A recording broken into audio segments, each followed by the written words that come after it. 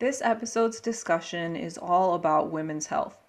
There have been countless developments related to this topic over the past few years, with the number of digital health resources increasing globally, as well as the harmful politicization of women's health and well being. Roya Pakzad, the founder and CEO of Feminade, is going to tell us all about how she is working on democratizing digital care, specifically for women's health conditions. After dealing personally with a chronic skin condition, Roya created Feminate to act as an online concierge to provide affordable and holistic care to women everywhere. The company uses an at-home testing, holistic treatments, and data to empower its users. Feminate is going into 2022 with a relaunch platform, and its initial focus is to address hormone imbalances. Before she became an advocate for women's health, Roya worked for over a decade as a business development professional.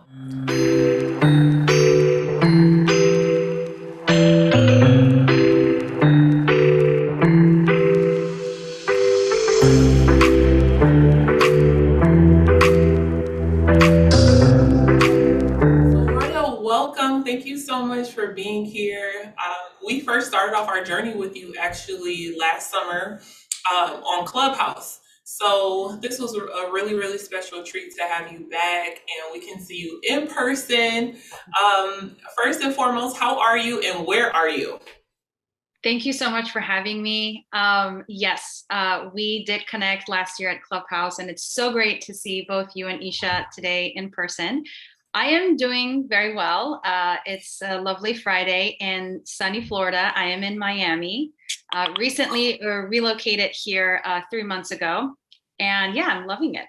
Nice. Oh, I'm so jealous. If you just take a peek outside, it's like flurries. Like we had 4 inches of snow, I think, last night, and it's just building when we woke up this morning. So I'm pretty jelly that you're Yeah. that you're in Miami. I was actually in Aspen 2 weeks ago, and yes, I you made me appreciate the nice sunny weather in Miami. Although I really, really appreciated the snow as well. I do love snow, but just for a short period of time. Very glad to be back in sunny Miami. We are just going to dive right in. I know just a bit about you already since our last Clubhouse chat, but for our listeners that are new here, I think you have such an interesting background and how you transition from your background into business now. But I wanted to know, can you kind of share just more about your upbringing and your parents and how you ended up with UC Berkeley, I think? Yep. Yeah, so I won't give too much away. So yeah, please, whenever you're ready, we'd love to hear more about that. Absolutely. So I'm going to go from way back, from the way beginning. I was born in Tampa, Florida, actually, where I am right now. I am in Florida. I'm a Floridian.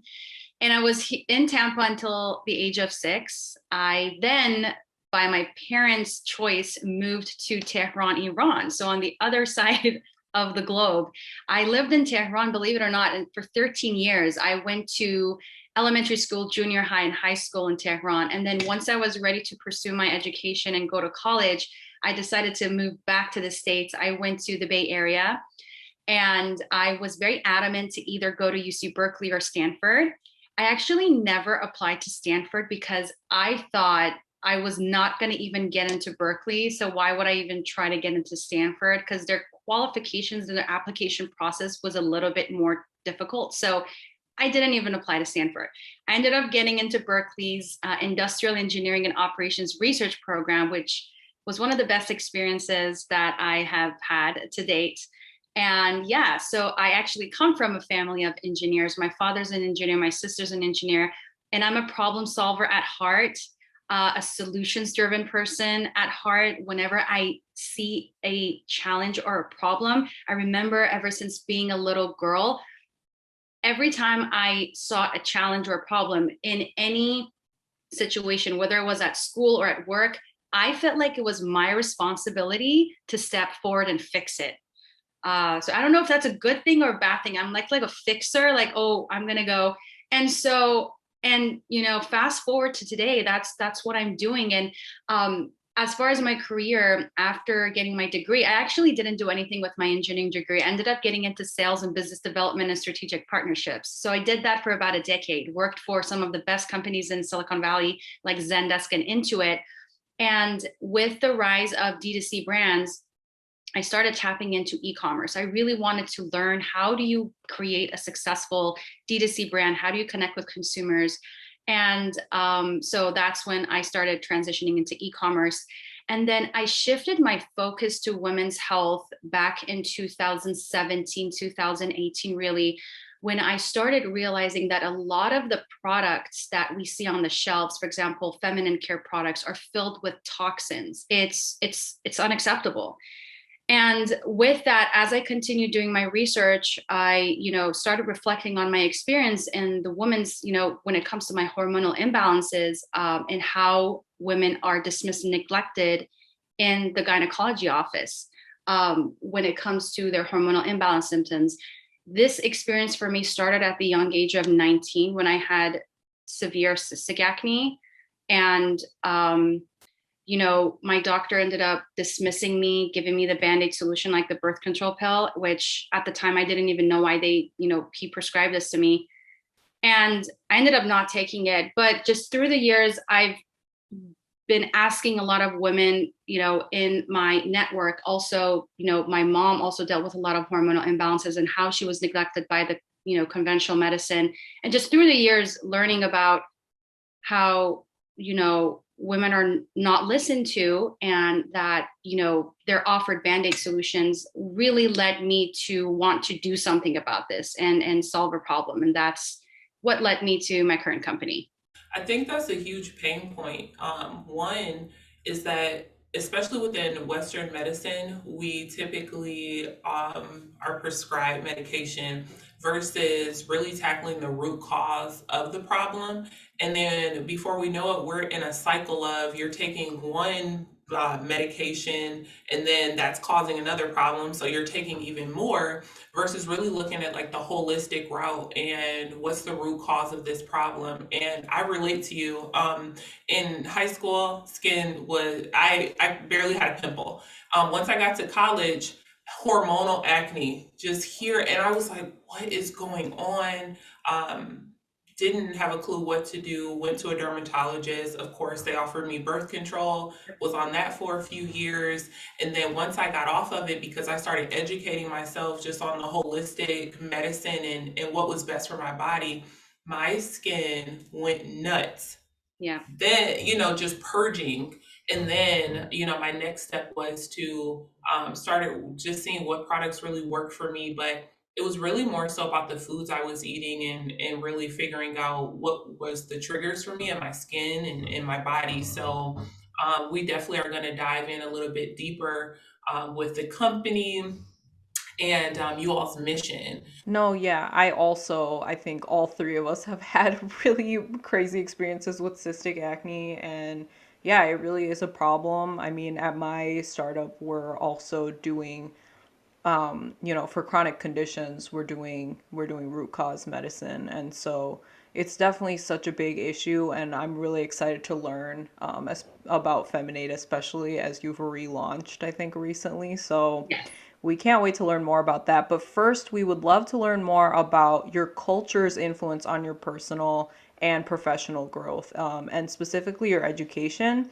So you mentioned that you went back to Iran and then you moved back here when you were ready to go off to college. And I don't know about you, but my immigrant parents personally believe that there are three acceptable career choices: Yeah. becoming an engineer, doctor, lawyer, and people talk about this a lot. I think we even touched on it during our last episode with our guest, Ashton.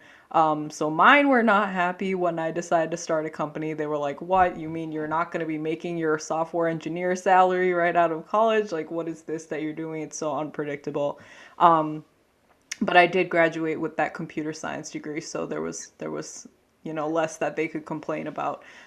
So you talked a little bit about the program that you went into at Berkeley, and now you founded a femtech startup. So what are your thoughts specifically on how we can get more women and young girls into STEM jobs so that they can hopefully also create their own startups in STEM spaces? That is such a great question. And you touched on a couple of things. It really all starts within the family that you were raised in and in the culture. So yes, I don't know how much you know about the Persian and Iranian culture, but very similar story. When I was going to university, I had three choices: either become a doctor, lawyer, or an engineer. Like anything else was frowned upon in our family, in our household. In fact, when I never forget this phone call, I called my parents. I wanted to study business administration at Berkeley, and I was looking into the curriculums for business administration. And I called my parents. I was like, okay, so I think I want to study business administration. And my mom was like, what? What is that? Business administration? You can start any business if you want, as long as you have your engineering degree. No, we sent you back to the States so you get your engineering degree. And I've already had a very, very strong foundation in math and physics, thanks to my education, to the education system really in Iran, which they build you a very, very strong foundation. Like the high schools there are the equivalent to the universities here. So I already had that very strong educational background in math and physics. And my father was already an engineer. My sister was an engineer. So to my parents, I had to definitely get my engineering degree. Like anything else was not acceptable. So they told me they literally gave me an ultimatum, whether you're going to get your engineering degree or you're going to come back to Tehran. And I was like, okay. So at the time I really relied on them. So I was like, okay, cool, fine. So then what I did, actually, I went and looked at the easiest engineering program at Berkeley. The one, when I say easiest, by the way, we all know engineering is really tough. The one with the least amount of prerequisites in the curriculum. I looked at that and I picked it, and it happened to be industrial engineering, which so coincidentally happens to be the same engineering that my sister had studied. So I was like, perfect, I'm just going to study industrial engineering. And then I did end up getting into the industrial engineering. So how can we encourage more women in STEM? It really starts with your mentors. And who are your first early mentors? Are your parents.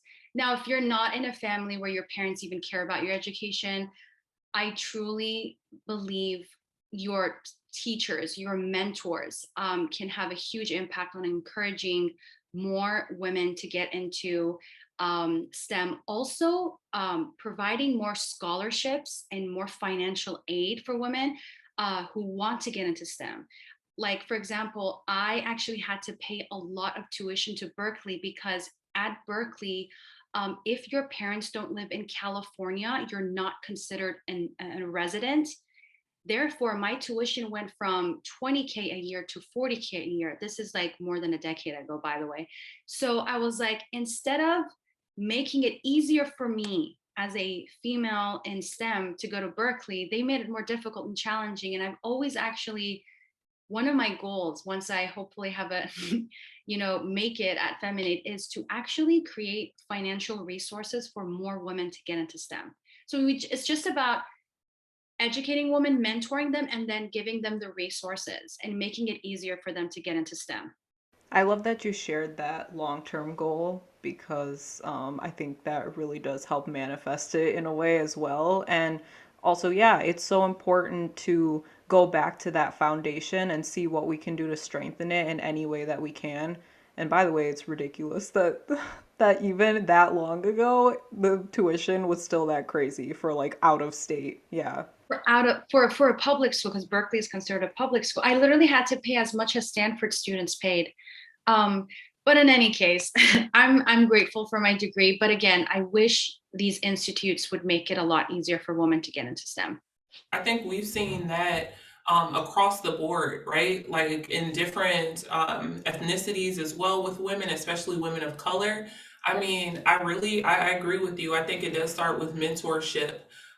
We actually had a founder on Ashton, and he's the founder of Athletic. It's an app that really bridges the gap between different companies and brands and to work with athletes now that can make money on their name and likeness. One of the things he did talk about as far as tech and getting more boys of color into tech is starting at that ground zero mentorship or high school and really creating that type of opportunity for them to know that this is an option out there for, different communities. So I think the mentorship is huge. And another form of mentorship is, advocacy. And we've seen with news coverage, really within the last few years, like women being misdiagnosed for different hormone imbalances, especially with things like PCOS. And so I wanted to talk to you and kind of get your thoughts. I know your journey began around 19, but what would you say to someone out there who doesn't really know what's going on with their body? They feel like they've been misdiagnosed. What are kind of some steps they can take to understand holistic health and get started on really addressing the root cause of what's happening to them? Here's one thing I want to say. If your body is telling you something is off, and if there are any abnormalities, and it usually starts with the abnormality around your cycle, I just want every woman to know that is not normal. Because the number one lie that women are told to in the doctor's office and their gynecology office particularly is that your period pain and your cramps are normal. It's just part of being a woman, and it's part, and oh, your cramps will go away when you get pregnant. Or this is just something like it's a phase. It's going to get better as you age. Absolutely not. If you're having any abnormalities in your cycle, that is a telling sign that something is off in your body. And there is a solution for it. And you can get to the root cause. You just have to work with the right doctor. So number one, if your doctor's telling your pain is normal, and if they immediately give you the birth control pill, which is just a Band-Aid solution, and I would like to dive deeper into the birth control and how it actually works in the body, it really just basically masks your symptoms temporarily. Because the minute you come off the pill, all of your symptoms will come back up. Now you're actually dealing with what we call post-pill syndrome, which is why when a lot of women come off the pill, not only their previous symptoms come back, but now they're dealing with all sorts of new symptoms. So my message to women is, if your body is telling you something is off, listen to it. Your body is right. And second is to get to the root cause. You have to work with the right doctor. Unfortunately, it's not as easy as I say. Even holistic medicine and root cause medicine, thankfully, thanks to companies like Feminate and other amazing companies that are now making holistic and root cause medicine more accessible to people. That's an amazing movement that we're seeing developing, but it's sometimes still challenging for women on how to find that doctor. And then once they find them, these holistic and functional medicine doctors are very expensive because insurance is currently not covering holistic and root cause medicine. So women are faced with those two challenges: is finding the right holistic and functional medicine doctor, and then being able to afford it. And if you don't have the luxury and the privilege of affording that, that's why I started Feminade. You can come to Feminade, and I haven't even, given the spiel on Feminade, but we're building up and we're getting there. So yes, that's my message to women. Listen to your body and seek root cause medicine however you can. So this is perfect timing. Can you please share, what is Feminade, why you created it, and how someone can access this to start their process? Absolutely. Feminate is the world's first online concierge for women's hormone and reproductive health. We help women get to the root cause of their hormonal imbalance symptoms through advanced at-home testing, telehealth, personalized holistic treatment plans, and education. I started Feminade as a frustrated woman in the current healthcare system, which my journey, like I mentioned, started at the age of 19, where I felt dismissed and not heard in the doctor's office. And so this is why I started Feminate, for women to have access to affordable and accessible root cause medicine. Some of the main symptoms we address, and we have addressed in our beta program that we launched in late 2020, are heavy irregular cycles, PCOS, infertility, hair loss, cystic acne, menopause, perimenopause. It's fascinating how there's a wide range. Like our demographic, our youngest customer is 18 years old and our oldest customer is 52. So women in their reproductive ages and beyond are suffering from hormonal imbalance. That's like 90% of women in that demographic.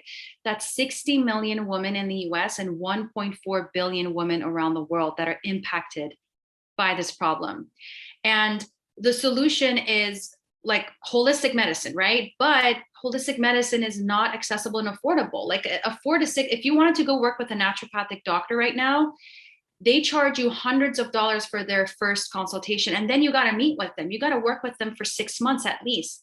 There are the cost of the labs, the functional labs, which are again not covered by insurance. So a 4 to 6 month plan will cost women thousands of dollars out of pocket. I have personally interviewed many naturopathic doctors who've said women don't work with me because they can't afford my rates. And we at Feminade don't believe that root cause medicine should be a luxury. It should be every woman's basic right. And when I say woman, I mean cis and binary, just FYI. Anybody with a uterus who's dealing with hormonal imbalance is welcome to Feminade. And yeah, so that's why I started it. The work you're doing is so impactful, and I know that it's helping so many women. It's amazing. And I wanted to talk to you about with the process of, is it a monthly membership or kind of like a one-time transaction? What does that look like? That is a great question, Dominique. So we launched our beta and we realized that women kept wanting to come back and schedule a consultation follow-up visit with our chief medical officer. So this obviously made it like a no-brainer that this should be a membership. Also, when you're working with a functional medicine, it's not an overnight thing.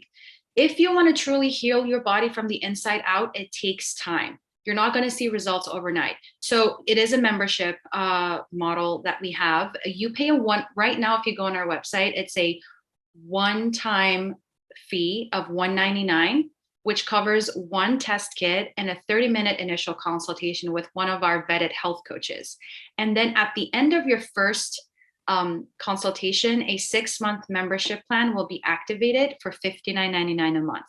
What women are getting in the 6 months are 3 30-minute follow-up visits with a health coach, 10% off supplements, access, 24/7 access to our staff. You can chat with us as long as you want, access to an incredible library of online educational courses and community. Again, if you do the math compared to traditional costs, we're really saving women 80% in cost. Currently, because insurance, just want to mention something about insurance. Since insurance is not covering holistic medicine, we can't accept insurance. However, we do accept FSA and HSA payments. So if you have an FSA or HSA account, you can totally pay for your membership fees at Feminade. I love this because I'm someone, I pay $60 a month for a facial, right? So yeah. It's a membership. And I think for me, that's been a part of really my self-care. I'm someone that's always going to choose work over, I should get a massage or something like that. So it's really forced me to create my own self-care journey, because I can imagine this has really taken a toll on the mental health of women, yep. Especially not really knowing what's going on. It could really cause you to become depressed. And when I made my transition out of corporate, I went into social work. So I really started this journey of understanding the importance of self-care. So I think that that's super affordable, and I think it should be a part of that routine. And I wanted to talk to you more about, have you seen significant declines with women in their mental health, and has it increased as they've worked with you all? Or what have you seen there in terms of mental health?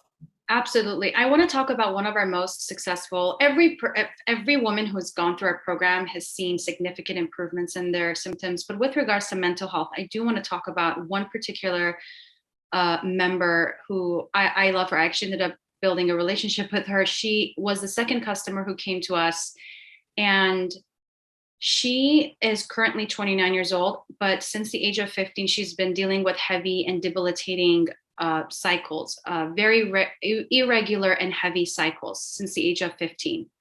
And for 14 years, the conventional medicine industry couldn't figure out why. She was wrongly diagnosed by PCOS, when after coming to us, we found out she actually doesn't have PCOS. But when she was sharing her story with me, she said the doctors put her on the IUD for 2 years. And she was dealing with, as a result of the side effects of the IUD, she was dealing with severe depression, suicidal thoughts even, and debilitating cramps, to a point where it not only affected her mental health, it affected her relationship with her boyfriend. And then it got to a point where after 2 years, she decided to take the IUD out. And once she did that, her bleeding became worse to a point where for 45 days, she was bleeding, like 45 days straight, bleeding. And she eventually had to check into the ER. According to herself, she was crying and telling the medical staff at the ER that, please, like, what's going on? Can you please do some hormone testing? Can you test my hormones and just let me know what's going on with my body?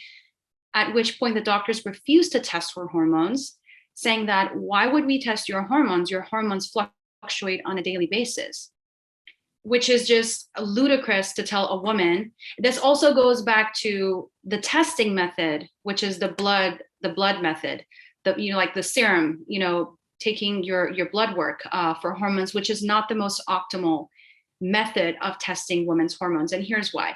When you're testing a woman's hormones via blood, that test result will only show you a woman's hormone levels at the time the blood sample was collected, which is exactly why the doctors told her, why would we test your hormones? Your hormones change on a regular basis. Well, yeah, that's kind of a true statement, but it's because you're measuring with the blood sample. The other problem with the blood test is that the ranges of normalcy in the blood test are so wide that every woman falls in the normal range. This is why when your doctor does do a blood work for your hormones, they come back and say, your test results are normal, everything looks normal, your symptoms are just probably in your head, maybe it's just stress related. And this is when women get frustrated. They feel disempowered and hopeless. They go back home, they go down the Dr. Google rabbit hole and can't really find a solution. And that's when they go on Instagram, look at these health coaches and really, it's like, this is a story that I hear from every woman, really. And so this is why the testing that we offer, I actually have the test kit here with me at Feminade. This is not a blood test. This is a urine test. And I'm going to stop here and maybe we can dive deeper into what's so significant about the urine test. But yeah, so it does. Hormonal imbalance has a huge impact on women's mental health. And we're here at Feminate to solve that. I'm blown away because that's one of the things I was going to say. I'm like, I was on YouTube, I was looking at Instagram, I was just trying to find some help for my hormonal acne. And another thing that's really misdiagnosed or not taken seriously is ruptured cysts in women. And I recently found that out the worst way possible by having one and just having really bad abdominal pain. And the doctor was like, I mean, it doesn't seem like you're in pain. Like, you seem fine. Like, and I'm like, this is the most painful thing I've ever had in my life. So when you mentioned that the doctors would be like, what? Like, why would we test this or that? And so I think this is just a huge problem that happens, with women. So Yeah, I want to talk to you now about your relaunch because you just showed us your testing kit and I noticed it looks different. It looks cool, it looks new. Yes. Yeah, talk to us about that and how it's different from, Feminade version 1. Exactly. So I'll tell you actually to answer this question, I'm going to kind of go back to, we launched our beta launch. We launched it in November of 2020. It was a very small controlled beta because we just wanted to test out our model and and see if this works. So in our small beta launch, we had about 160 paying beta customers. And so, and after studying and collecting data on the results of women going through the treatment protocol, and all of them, without a doubt, saying things like, Feminate has changed our lives, and this was amazing. How come this wasn't available to women sooner? I wish. And so after collecting all this incredible data, I was able to raise some venture capital from 305 Ventures and Magic Fund in 2021. And what I did with that capital is now we deployed it into building an amazing product at Feminate to create a more seamless experience for our members. What does this product look like? It's basically a beautifully designed dashboard for our members to log in, have access to their test results, book an appointment with one of our health coaches whenever they want, talk to our staff, track their symptoms, track their cycles. We're also creating a cycle tracking tool on our dashboard. And for our providers and health coaches, we're building something similar to like an EHR, where they can look at all of their upcoming appointments, their previous appointments, the members' chart information, et cetera. And then on the admin, we're building an amazing like data analysis software to collect data around women's hormones and just to do more research. And so I also spent some money on rebranding, and hence this is the new rebranding and the new makeover for Feminade. And we launched it on 2/22. It was a very lucky day for us. We launched it on Tuesday. And so that's what the new website is. We're still working on adding features to it every single day. So to anyone who logs in and signs up, just bear with us. Congratulations on the relaunch. It looks really, really great. And I'm excited because the last time we talked, you talked about that beta and how much information you guys had extracted from that process. And so it's really awesome to see you now iterating on the product and actually improving it and building it out for more and more people to use. So that's really, Exactly. really great. Yeah. Before we jump to the next question, I do want to talk about some of the testimonies and that we have gotten from our members, just so that everyone out there knows. So I hired this amazing doctor who is currently conducting surveys. She's personally contacting every member to ask about their experience and how we can improve it at Feminade. And I had a meeting with her yesterday with this doctor, and she said, Roya, I called 2 of the members, and they broke down during the call of how they got so emotional about how Feminate has changed their lives, and they cried. And they had and I was like, oh my God, like I had no idea this is happening with anyways, because I'm just running so many hats at the company, and I didn't have the chance to contact, the members. The early ones I did, but not the later ones. And so I had this person, and she said, the members are crying over the phone of how emotional they are, how Feminate has changed their lives, and they're spreading the word. They said, oh yeah, my sisters are going to try it right now, and I'm going to tell my other friend to try it. So for anyone who's listening to this is the kind of impact Feminate is having. And we really haven't even started yet. This is just the beginning. And with that, I actually want to go through some of the past experiences in sort of your timeline and your journey, even approaching the time you built Feminade. So a lot of our previous guests have touched on how their corporate experiences, actually including Dominique, she's talked about how her corporate experience has shaped her founder journey as well. And just some of the skills that all of these people have carried into leading the growth of a company. So I want you to talk a little bit more about your experience working as a startup consultant, in business development, in software related roles that influenced your role most as a founder now. Absolutely. So I was in sales, business development, and strategic partnerships. So my job, particularly in the very early stages of my career, I was doing software sales, enterprise software sales. One thing that I've learned really, truly, and this was mostly done at the training I got at Intuit, was how do you sell on the values of a product that you have built to your end user and to a prospect. There is a psychology and a formula behind it. It's like you break down that product into the different features. And in each feature, you pause and sell the value on that feature into the member. And at the end, you ask the member or the customer, the prospect, do you see how this is going to have an impact on your business?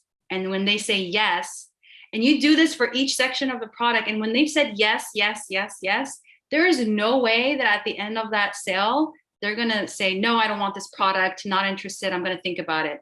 And so this was a phenomenal training program that Intuit had created.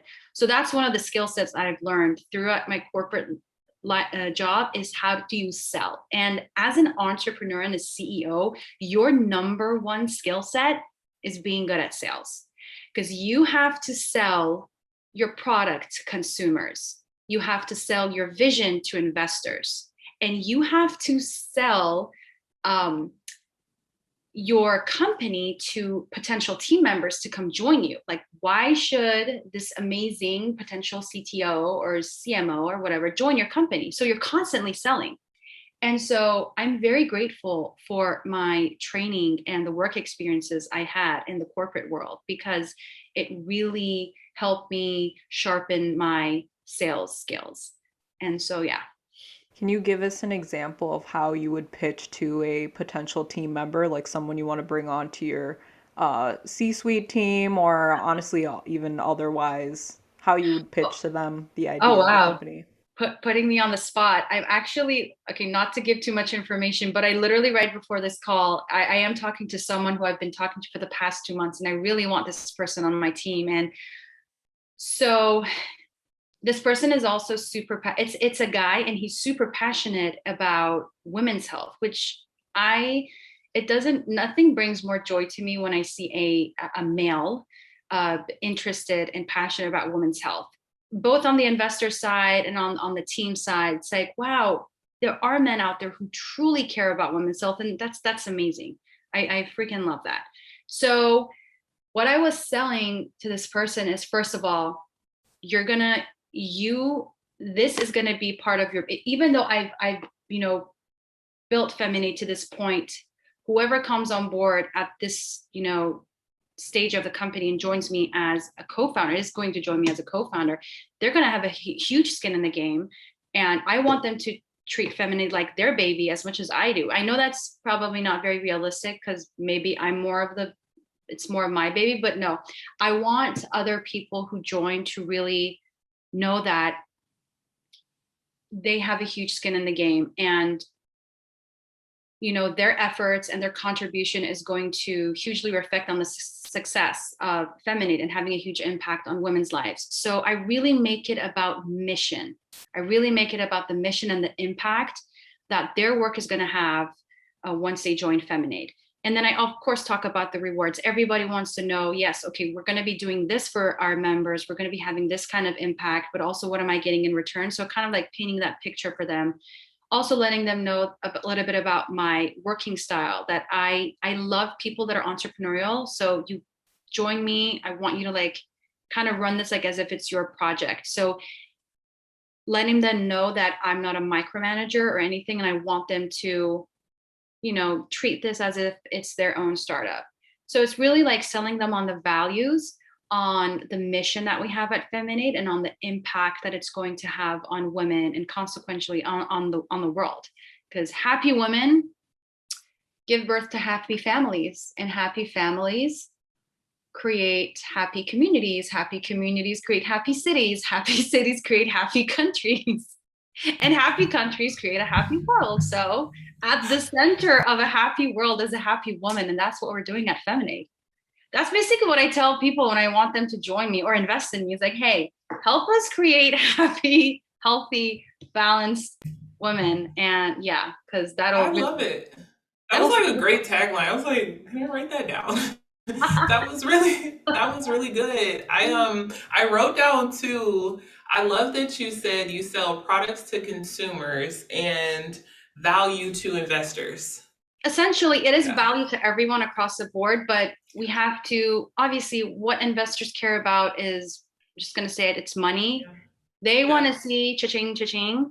Yeah. Then you got to sell the value to them, to the customers, to the team members.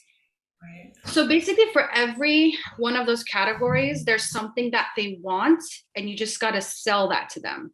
And it's not about selling, it's like really offering, like not just like being a salesman, but like, yeah, sell them what they want to hear. Exactly.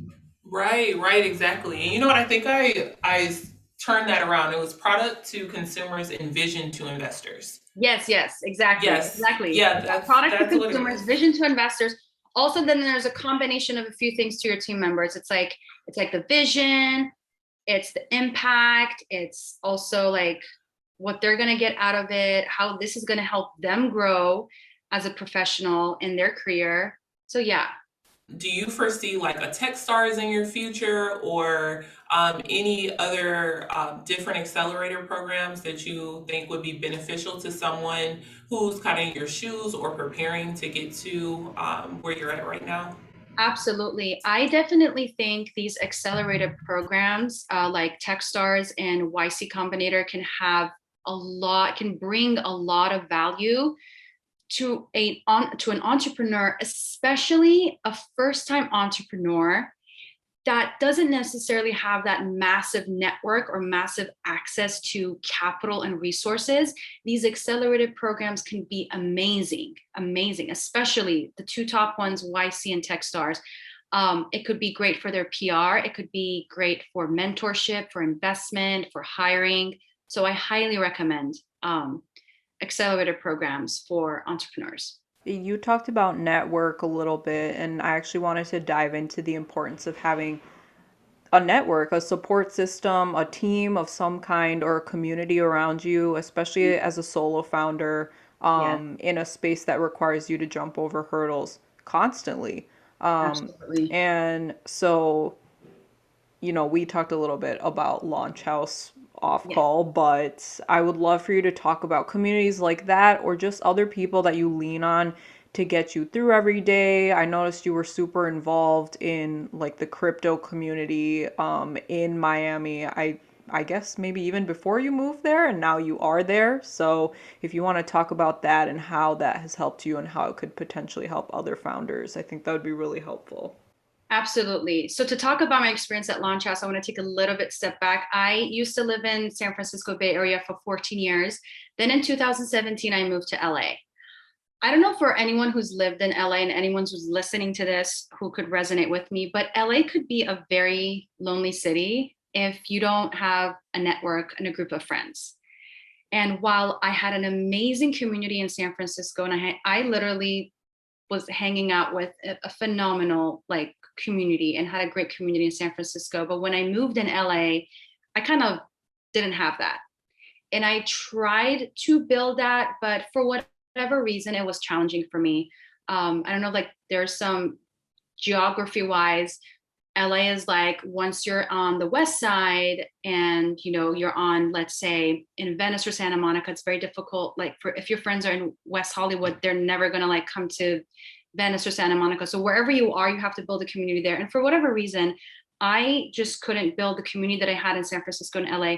So the point I'm trying to get into is that entrepreneurship on its own is a very lonely journey. Very lonely, very depressing. It's like you're on yourself, by yourself on an island, and you feel like, oh my God, there's no one there to help you. The only person that's there to help you and save you is yourself. So add the layer of me being in LA for 4 years. So I'm trying to build Feminate, which is already a lonely journey, and then I'm in LA. So those two really made it even lonelier journey until I discovered Launch House. It was March of 2021. I found Launch House on TikTok. And for the audience here, Launch House is an incredible community of founders and creators. It's a membership community. So you apply and you become a member. You stay at a resident for a month with 12 to 15 other founders. You focus on, building your startup. You're just, literally living day and night with 12 to 15 other brilliant founders. And they have a lot of great curated events for you. Like Launch House has curated events scheduled every week. They invite other amazing founders, investors, advisors, creators every week to come do a talk about different topics. And so, and that's what, so in March, I found out about Launch House, but I didn't join the company. And I reached out to them. I applied. They really liked my background. They're looking for more women, by the way, because I feel like there are more men who apply for it than women. So they looked at my profile and they really liked me. They're like, Roya, we would love to have you. There was a little bit of a financial commitment because you have to pay to be in the resident that I couldn't afford at the time in March of 2021. So, but they kept in touch with me. They kept emailing me every other 2 months. One of the co-founders, his name is Michael. He's amazing. And he kept like every 2 months, like follow up with me. I was like, hey, Roya, like, so do you still want to give this a shot? And at the time, I don't know why I thought like, oh my God, this is probably going to be like a frat house. I don't probably going to be very distracted. This is probably like a party house because the house in LA where you stay for a month used to be Paris Hilton's old mansion, which is super fancy. It's a beautiful house in the heart of Beverly Hills. And I was like, oh, this is maybe just a party house, maybe it's a frat house. I don't know about this. So I was very skeptical about it at the beginning. And then long story short, in July, I just gave up and I was like, Roya, just give it a shot. You know, what do you have to lose? It's 1 month living in this beautiful house with other founders. You know, if whatever happens, you can leave. So I joined the program in July. And to this day, it has been one of the best decisions I've ever made. It has had such an impact on both, you know, my startup, my mental health, just the networking and the values that I've got out of it, the friendships that I've made, and just learning. So to give you some example, as far as like my startup, I learned like immediately when I got there, I showed my pitch deck to a bunch of the members there, and they immediately chimed in, helping me how to redo my deck or redo my pitch. Like, people there are so helpful. They want to help you. The founders of Launch House, and then the members that you live with, the residents for the 1 month. So it was a phenomenal experience, and it just really made me realize the importance of community. Community is everything. Having a community of like-minded people as an entrepreneur, it is your best currency.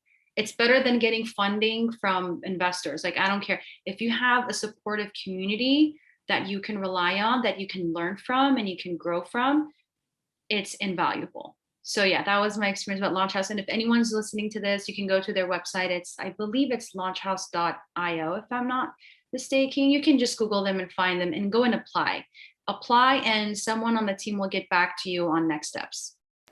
I also want to dive into Feminade and how your members have found a community within Feminade. But before that, if you want to quickly touch on how it's been different since you talked about living in LA, and then between that and in living in Miami, and if your Absolutely. community has been better here. Sure. Oh, also you mentioned something about crypto. So I want to I don't know if I should get back talk about crypto really quickly. So I was always a crypto enthusiast. I always wanted to educate myself on crypto. Obviously that's the future, like Web3 is the future. It's the now and the future.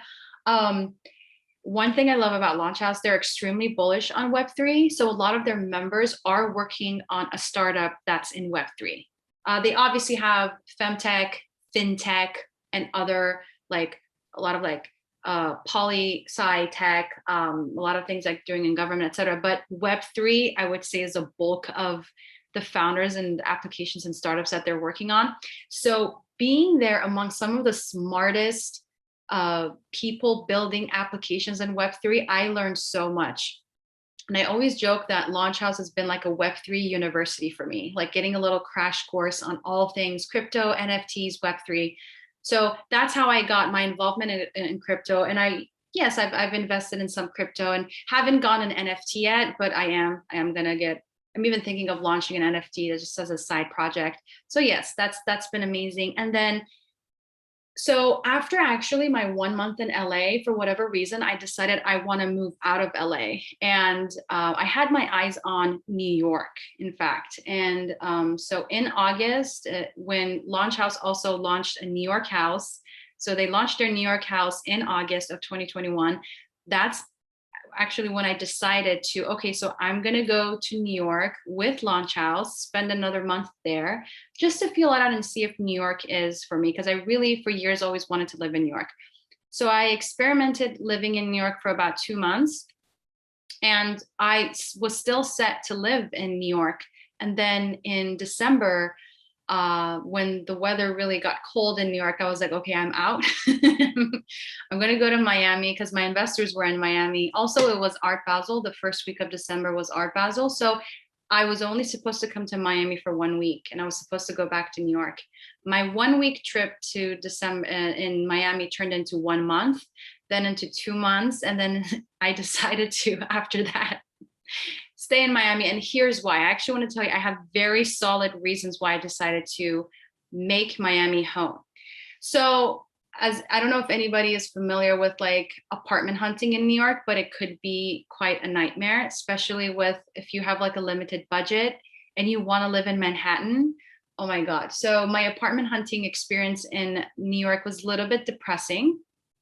And I'm at an age and stage in my life where I want to live in a comfortable, nice, spacious apartment. You know, I want to turn probably my apartment into half office. I want to, like, you know, create a very nice space for myself. So that I just did not see that happening in New York. So when I came to Miami, I started looking into some of, like, you know, apartment hunting, etc. Even though prices in Miami are still going very high, they're up. They're still a lot more manageable and affordable compared to New York. So cost of living was one of the big factors. The weather, which I love. I was born in Tampa, Florida, and I've lived in California. So I'm more adapt to warmer climate. So the weather was a lot more favorable for me. And then I would say the third most biggest factor was the community in Miami. And so for anyone who's been following the incredible, you know, rise in tech in Miami, you would know that we're seeing a huge migration of people in tech from San Francisco, Austin, LA, and New York. They're moving to Miami, and the mayor here is very bullish on the tech scene, on crypto and everything. So with all of that, we're seeing a huge migration of the tech people coming to Miami, and there's still it's a small community, so everybody knows everyone. And this is what I love about it. This is very similar to the kind of situation I had when I was in San Francisco back in, I call it the golden years in SF, when Uber had just launched, Lyft, Airbnb, Dropbox, all these like companies, you know, and it was a really, really exciting time to be in San Francisco, and everyone in the tech community knew each other. So we were like this amazing network of people. I'm seeing something very similar happening right now in Miami. And in a matter of 1 month, I had met more people and had gotten invited to more networking events and dinners, etc., that I ever did in the 4 years I was in LA. And that's the power of Miami. So I was like, this is going to help me both mentally as a founder to propel. Also, it's going to help me with, you know, Feminate to grow this business. And the other thing that I really like about Miami is like the investors here are very, very, you know, they're just like very open to supporting founders. They're like, okay, yeah, let's help you. Let's write you a check. Let's help you find a team. And I hadn't seen this kind of support from any investor in LA. And so I was like, it's a no-brainer for me to want to be in to be in Miami right now. And so that's why I decided to make Miami home. And I'm very, very happy about this decision. That's great. Yeah. It's so important to have that community around you. Very important. Yeah. And so, okay, so now diving into the community, a Feminade, how do you think? I mean, you shared some of the testimonials of the members Yes. that have gone through, but how important do you think that community has been that you've been building for your members? So for the past year, we've had, you know, this beta, right, that we've launched, and we have some very happy customers, very happy members, and we have some following on social media, very loyal, dedicated followers on social media. Our number one goal in 2022 is now really focusing on building that community and having a home for that community. So one of the things we haven't had for the past year is, where do we want the Feminate community to sit? And I've had this mental battle of, do we want to create a Facebook page? I am personally not a fan of Facebook groups or Facebook, like, I feel like Facebook is dead. Sorry, Mark Zuckerberg, but I just don't feel like Facebook is where I want the Feminate community to sit on or to be. So we've had this internal discussion of, okay, now it's 2022. We're coming out of beta. We're going to go big on community. So we're currently strategizing on, what does this Feminate community look like in terms of, where is it going to be? Is it going to be on our app? Are we going to use a third party? Are we going to so we're currently working on that. And I just want everyone who's listening to this that know that we have some really, really exciting ideas on where the Feminate community is going to, their go-to platform location. And we want to make it so easy for the Feminine community. So like, they just open their app, and with one click of a button, boom, they can be in a community. They can ask a question. They can go in a room or a section where, let's say, women who have like PCOS, all the women with PCOS can go in a room. in a room moderated by one of our health coaches who is a PCOS expert. So we're still working on some ideas, and until we don't have anything, I don't want to like promise anything, because I like to have the product ready first before. But the community is so freaking important. Building that community, um, and having a home for the community too, so that like a Discord or Slack or Facebook group, likely not Facebook group, but we're still exploring with that. We actually were curious, like with Isha also building a company that gets the root cause of the problem. I wanted to know, how did you tap into the medical community to then be able to position your company to hire medical staff? Because as you know, it's tricky with their schedules, right? So how Oh did my that God. work? That Yeah. is such a good question. And I will say one of the things I got very lucky at Feminade is somehow through introductions, also being okay. So being in LA, one of the great things about LA is like it's such a health conscious city. They're vegan, everybody is vegan, gluten free. They're California is very supportive of naturopathic medicine, which is what our Feminine is based on, naturopathic medicine. So that was one of the great things about where the fact that Feminine was born in LA. There are a lot of amazing naturopathic doctors there that I got introduced to through my network of friends. And so how I found so that's one thing. So I that's where I started my research process, talking to and interviewing a lot of these naturopathic doctors and being in LA in California. So that's how my research process with Feminate started. And then I actually was struggling finding a chief medical officer until one day I decided I'm going to put a job post on Bastyr University, which is the top naturopathic medical school in the country. Their main campus is in, I believe it's in Seattle, and then the other one is in San Diego. So those are the main campuses. And what I did, I put a job post, and then I was connected with the head of job affairs at Bastyr University. I personally reached out to her. I said, hey, what is the best way for me to let the doctors who graduated from Bastyr University and your alumni to know that, hey, I'm Feminate and I'm looking for a chief medical officer. So, but the head of job affairs at Bastyr University said, Roya, I have a great candidate for you, could potentially be a chief medical officer at Feminade. Her name is Dr. Erin Ray Biller. I'm going to put you in touch with her. And I was like, oh, okay. I get on a first call with Dr. Biller, and I could immediately tell, oh my God, I like her. I like her because I could see her entrepreneurial and business mind immediately from that first call. And I was like, okay. And I didn't know anything about her health protocol. I don't know like how good of a doctor she is, right? I just knew like, okay, she was recommended.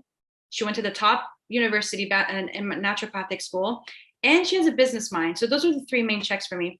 And as I've worked with her, long story short, fast forward to today, our members, she's been doing all of the consultations for our beta members. Our members freaking love her.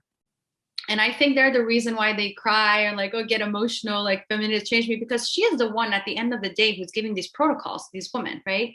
And these are the protocols who she gives in her private practice. And she's just bringing it now to Feminade. And it's working, and we're changing women's lives. So I would say I did get lucky with Dr. Biller. And also on the medical side in general, I got really lucky because then I tapped into on social media. I started I'm very bold in that I slide into people's DMs. I don't care who you like. I don't care if you're Kanye or if I'll slide in your DM and try to reach out to you, or I'll slide in your DMs on LinkedIn. And how I've built this amazing network of doctors are just by sliding in their DMs. Also, Clubhouse was huge because I had a club called Femtech Disruptors. And what I would do when Clubhouse was peaking and everybody was on Clubhouse, I would do these, host these rooms and invite these phenomenal naturopathic doctors on Clubhouse and do these. So that's also how I kind of like, I would say like build a community there and like build some sort of a credibility of, hey, I'm the founder of Feminade and I'm here to promote naturopathic medicine. So that's how I connect with some other amazing doctors. And so in that sense, I have been very lucky. Like I have access to an amazing community of naturopathic doctors. That's huge. And just the way that you've been able to marry like medicine and technology, Yes. that's that's revolutionary. I think that's something that we definitely need, and I definitely know that you've changed the doctors' mindsets, the medical staff that you're working with, a Mhm. 100%. Just how they could leverage technology to really heal and make a Mhm. larger impact. So you've definitely found a customer in me. I'm excited. I was Mhm. telling Isha a few weeks ago, like I really want to try this out because I still have a few hormonal imbalances I'm working on. So Yeah. I mean, this has just been such a treat to speak with you today. Oh my God. Thank you so much for this opportunity. Like I mentioned earlier, thank you for giving me this platform and other entrepreneurs and female founders this platform. What you ladies are doing is huge and it has a huge impact on the community. So thank you for that. We were so happy to have you on, sharing your story last year with us. And I think we answered like commonly asked early stage startup questions on Mhm. Clubhouse. And the theme of our discussion that day was failing forward. So we actually wanted to resurrect that theme today and dive a little deeper into it. So obviously, none of us would be here today without learning a little bit from failure, or actually a lot. And we wouldn't be able to move forward and really grow without it. So we want you to pick just one story today where you can show our audience, tell them about an obstacle that was recent or from a while back that shaped you in a significant way. Yes, I can think of many obstacles, challenges. Oh my God. During my entrepreneurial journey. But one biggest takeaway that looking back, looking at all of and when I say failure, they're not major failures. They're just like little hiccups during my entrepreneurial journey. Some challenges, obstacles, and I would call them some failures during my journey that happened looking back. The biggest takeaway that I got from that is work on my communication skills with anyone in the business, whether it's someone you want to hire. I don't care if this is a long-term full-time employee, a contractor, a business partner, co-founder, lawyer that you're hiring. Work on my communication skills and take emotions out of the equation. Take your emotions out of the equation has been my biggest takeaway. And here's why that's so difficult for entrepreneurs to do that. We treat our startups like our baby. This is how I treat Feminate. I don't know about other entrepreneurs. We treat it like our baby. That's why we attach so much emotion to it. And so as a result of being extremely emotional, we can sometimes, speaking of experience and speaking for myself, get a little defensive or a little emotional and not really knowing how to handle conflicts with various people who you come across in your business. So knowing how to communicate, set out the expectations and boundaries both verbally and in your contract. Oh my God, like to anyone out there, if you're signing a contract with someone, make sure the terms and conditions are in there so that nobody has a miscommunication or misunderstanding. And I would say in the very, very early stages of my experience building Feminade, I wouldn't clarify the terms and conditions uh, apparent enough in maybe in verbal or in writing. And then as a result, it did cause some complications down the line. But I very quickly learned my lesson after that one mistake, and I have never repeated it since then. So the other great thing that I would like to say is once you learn your mistake, correct it. Do not repeat it. Just make sure that doesn't get repeated again. Just learn, pivot, move on. And yes, be clear with communication and take your emotions. This is something that I'm still taking the emotion out of the equation is something that I'm right now, as we speak, working on. Even with my communications with investors, with people that I want to bring on board, be very logical and sound and, you know, take your emotions out. That's great advice. And yes, I think most of us do treat our companies as our babies. And so that Yeah. can make decision making a little difficult sometimes Yeah. if we don't take that element of emotion out and think of things strategically. Um, Absolutely. yeah, but yeah, that was a really valuable lesson to share. And now we kind of want to close off by talking about your long-term vision. So you've been building for Feminade for a few years now. What are you most proud of accomplishing over the past few years? They haven't been easy. The world has been going crazy during this time, and still is. But we want to talk about what your hopes are for women's health related platforms in the future and talk about where you want to go. What I'm so proud of what I've accomplished today is really getting phone calls from our members and them crying over the phone because of how Feminate has changed their life. To me, if I shut Feminate's door tomorrow, I think I've already accomplished what I wanted to accomplish because I had such an impact, not me, Feminate did, the team at Feminate did, had such an impact, especially our chief medical officer, Dr. Aaron Biller. We've had such an impact on like just the short amount of women that we have served so far that honestly, to me, just making an impact on one person would be enough. Now imagine if we can take that, hopefully with the help of investors and, you know, a bigger team, take that and you know, have an impact on hopefully millions of women in the country and then around the world. So that is the number one like thing that I'm really proud of. And what is the long-term vision at Feminade? Like I mentioned earlier, for women to feel empowered and educated and in control of their health. Like I hate that feeling of being disempowered and helpless in the doctor's office. I don't want any woman to ever experience that.